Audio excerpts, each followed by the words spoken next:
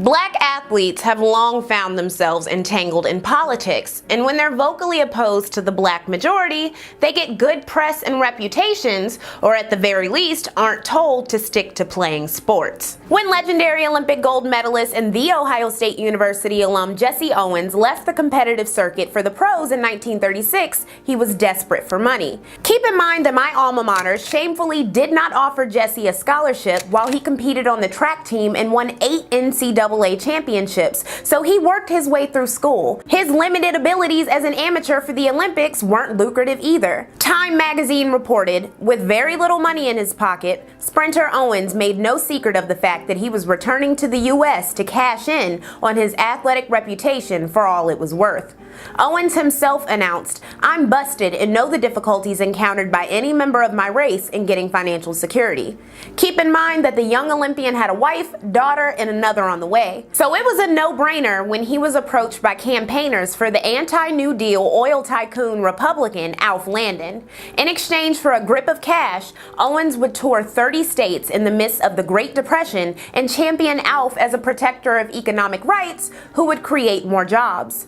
Alf Landon, facing a populace that remembered the swift action of the incumbent FDR, had no shot at winning, though he did net 17 million votes, ultimately 10 million less than FDR. Most black Americans had been Republican until FDR's New Deal made the Democrat Party more helpful to black quality of life, and therefore more appealing. Alf Landon claimed to agree with most principles of the New Deal, but also said it was too hostile to business. He also called Social Security a waste. Owens said at the time, "This country was built on the sweat and blood of the Negro race, and this fact hasn't yet been recognized. I believe Governor Landon will recognize it. His election will be good for America and for the people of the colored race. I want to meet Governor Landon personally." Jesse Owens would later go on to describe this period of shucking and jiving as the poorest race I ever ran, but they paid me a lot. I won't say how much, but a lot. I was the guy who was the beginning of the celebrity stable in political campaigns, I guess. The accomplished track star had also been approached by Democrats after all, but Republicans put up the most money. Said one 1936 observer, "The Republican victory is simply another indication that the Negro vote has seldom been so important to a campaign, and that rarely has a fair means or foul struggle for it been more nauseating." In 1938, boxer Joe Louis stunned the world with a heavyweight title victory over Nazi Germany champion Max Schmeling. The infamous rematch, along with other Depression-era fights, brought Joe Louis fame and admiration and clout. Wrote Langston Hughes, "Each time Joe Louis won a fight in those Depression years, even before he became champion, thousands of black Americans on relief or WPA and poor would throng out into the streets all across the land to march and cheer and yell and cry because of Joe's one-man triumphs. No one else in the United States has ever had such an effect on Negro emotions, or on mine. I marched and cheered and yelled and cried too." Joe Louis was effectively the first nationwide black hero, and a preview of the kind of super celebrity that black athletes attain in the modern era. While mainstream press still covered him with racist language, his popularity only surged in the black community. During the 1940 elections, in which FDR ran for a third term in office, Joe Louis put his might behind Republican Wendell Willkie. Though FDR was successfully managing the fallout of the Great Depression, he was not prioritizing one of the biggest black concerns, anti-lynching. Said Joe Louis, "I am for Willkie because he stands for what is best for us colored people, because this administration failed to pass the anti-lynching bill, and because you all know that jobs are better than relief." This demonstrates that while Louis supported legislation that overtly tackled racism, like being anti-police brutality in modern times, he still wanted to dismantle the new and fragile social safety net, like being anti-welfare in modern times. FDR won 38 of 48 states and a total of 449 electoral votes compared to Willkie's 82. What's your occupation? Fighter, and let's get at them jobs. Joe went on to continue to be a role player in politics, publicly enlisting in the Army a month to the day after the bombing of Pearl Harbor. 2 months later, when asked about the war, he said, "We'll win, 'cause we're on God's side." This was reported widely in the media, and coverage of the athlete in news became a lot less racist. It's worth noting that in addition to experiencing racism during his time in the military, Lewis fought in tons of charity boxing matches with the proceeds going to the army, and he ain't see a penny for most of it. But he was still heavily taxed by the IRS, sending him into debt and poverty. Despite this, Lewis was paraded around for military recruitment purposes and applauded by whites for his commitment to American values and defense. Of the over $4.6 million generated during his boxing career, Lewis only pocketed about $800,000 due to scheming handlers. He spent lavishly on his family, started several failed businesses, and was known to pay back welfare money on behalf of his family. And again, most of those charity fights he participated in culminated in him donating his winnings to the United States military. So basically, he was like burning cash with an American flag lighter.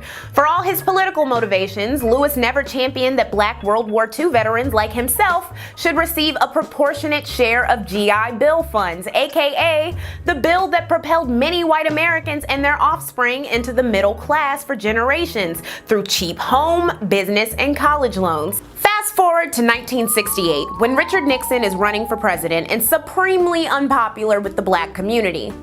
His dog whistle calls about maintaining law and order, along with his treatment of a jailed Martin Luther King Jr. earlier in the decade, are not easily obscured. When he arrived at MLK's funeral in April 1968, the only reason he was allowed in was at the insistence of basketball star Wilt Chamberlain. Speaking of Chamberlain, he was one of a handful of black celebrities, including James Brown and Sammy Davis Jr., who would vocally support Nixon in a time when he was despised by most black Americans.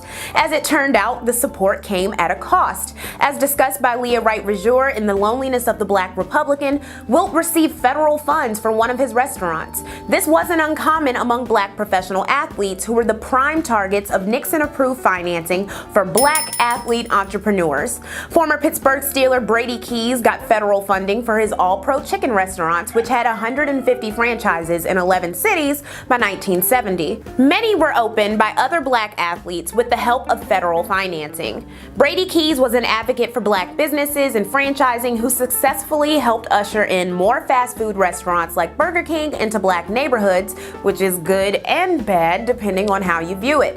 In 1972, he was appointed to Nixon's Minority Business Advisory Board. So even while Nixon sneakily moved to privatize housing to the detriment of poor black Americans, organized a lengthy and ultimately deadly war on drugs, and a host of other things I discuss at length in Lectual Does the 70s, he was appealing to wealthy black Americans, even if they weren't all loud about it like Wilt Chamberlain or Sammy Davis Jr.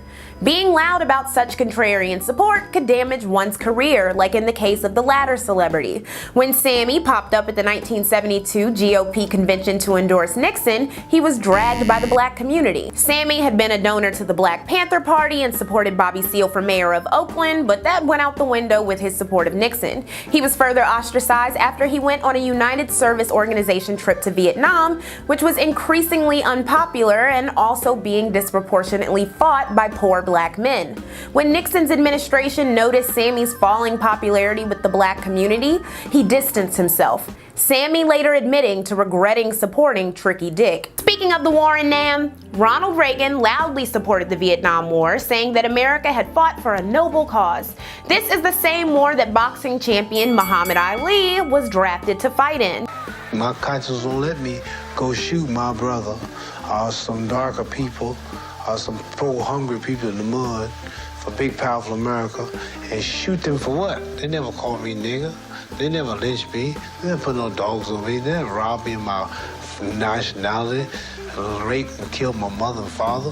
What I'm going to shoot them for what? How am I going to shoot them? Them little poor little black people, little babies and children and women. How can I shoot them poor people? Just take me to jail.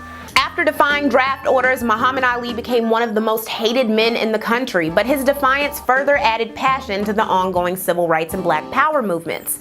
The protests meant Ali spent 3.5 years of his athletic prime stripped of his boxing license. So it was totally shocking when he came out in support of Ronald Reagan's re-election in 1984. He was noted as saying, "He's keeping God in schools, and that's enough." Reagan at the time was increasingly unpopular with black Americans, and he secured only around 9% of their vote.